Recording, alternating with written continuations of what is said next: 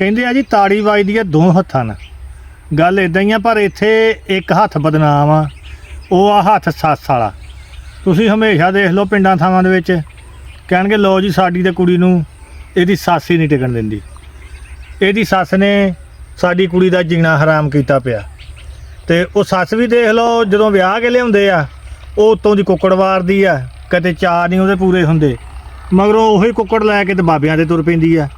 ਕਹਿੰਦੀ ਬਾਬਾ ਜੀ ਆ ਕੁੱਕੜ ਲੈ ਲਓ ਤੇ ਜਿਹੜੀ ਮੇਰੀ ਨੂੰਹ ਆ ਨਾ ਇਹਦੀ ਜ਼ਬਾਨ ਹੀ ਮੂੰਹ 'ਚੋਂ ਕੱਢ ਲਓ, ਮੈਨੂੰ ਇਹ ਗੂੰਗੀ ਨਜ਼ਰ ਆਵੇ।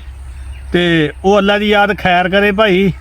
ਤੇ ਕਸਰ ਵਿੱਚ ਫਿਰ ਉਹ ਨਾ ਕਹਿੰਦੇ ਆ ਵੀ ਨੂੰਹਾਂ ਵੀ ਨਹੀਂ ਰਹਿਣ ਦਿੰਦੀਆਂ, ਉਹ ਫਿਰ ਸੱਸਾਂ ਬਹਾਨੇ ਦਾ ਬਣਾ ਹੀ ਲੈਂਦੀਆਂ ਲੜਾਈ ਝਗੜੇ ਦੇ, ਕੋਈ ਨਾ ਕੋਈ ਚੱਕ ਲੈਣਾ ਕੰਮ। ਉਹ ਜਿੱਦਾਂ ਸੱਸ ਕਹਿ ਦਿੰਦੀ ਆ ਵੀ ਆ ਸਵੇਰ ਦੀਆਂ ਮੇਰੀਆਂ ਲੱਤਾਂ ਦੇ ਵਿੱਚ ਚੀਰਾਂ ਪੈਂਦੀਆਂ, ਕੁੜੀਆਂ ਮੇਰੀਆਂ ਲੱਤਾਂ ਘੁੱਟ ਦੇ। ਤੇ ਚੀਰਾਂ ਹਾਲਾਂਕਿ ਦੇਖ ਲਓ ਐਸੀ ਸ਼ੈ ਆ ਵੀ ਨਾ ਅਜੇ ਤੱਕ ਕਿਸੇ ਅਲਟਰਾਸਾਊਂਡ 'ਚ ਆਈਆਂ ਤੇ ਨਾ ਕਿਸੇ ਐਕਸਰੇ 'ਚ ਆਈਆਂ ਤੇ ਨਾ ਕਿਸੇ ਨਜੂਮੀ ਨੂੰ ਹੀ ਪਤਾ ਵਾ ਵੀ ਲੱਤਾਂ 'ਚ ਚੀਰਾਂ ਕਾਹਤੋਂ ਪੈਂਦੀਆਂ। ਤੇ ਚੌਰੀ ਉਹ ਅੱਗੇ ਨੂੰਹ ਵੀ ਬੜੀ ਚੰਗੀ ਹੁੰਦੀ ਆ, ਉਹ ਕਹਿੰਦੀ ਆ ਵੀ ਲੱਤਾਂ ਤਾਂ ਮੈਂ ਕੀ ਘੁੱਟਣੀਆਂ, ਜੇ ਕਿਤੇ ਵੇਲੇ ਕੁ ਵੇਲੇ ਮੇਰਾ ਦਾ ਫੱਬ ਗਿਆ ਮੈਂ ਰਗਾਂ ਹੀ ਤੇਰੀਆਂ ਘੁੱਟੂ।